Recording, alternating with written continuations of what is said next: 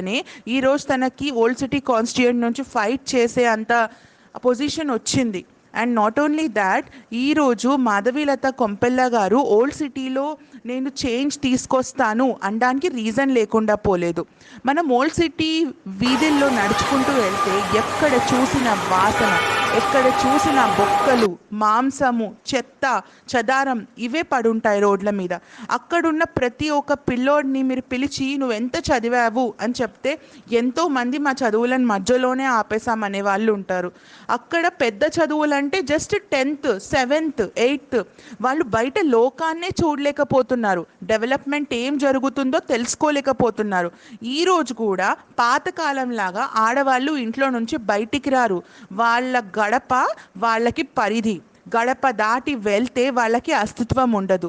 ఇలాంటి సొసైటీ నుంచి జనాలని బయటికి తీసుకురావాలి అనేది మాధవీలత